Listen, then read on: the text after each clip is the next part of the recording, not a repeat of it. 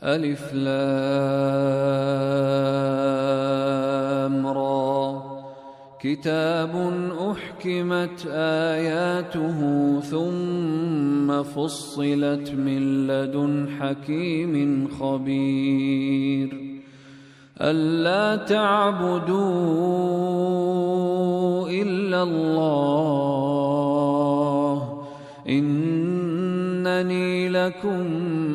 منه نذير وبشير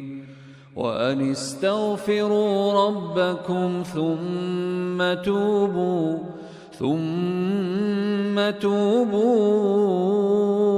إليه يمتعكم متاعا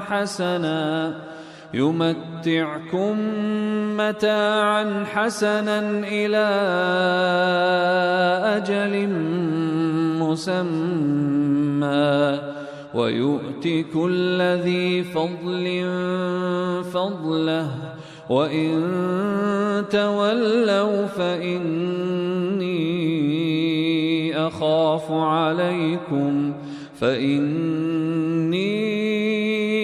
أخاف عليكم عذاب يوم كبير إلى الله مرجعكم وهو على كل شيء قدير ألا إنهم يثنون صدورهم ليستخفوا منه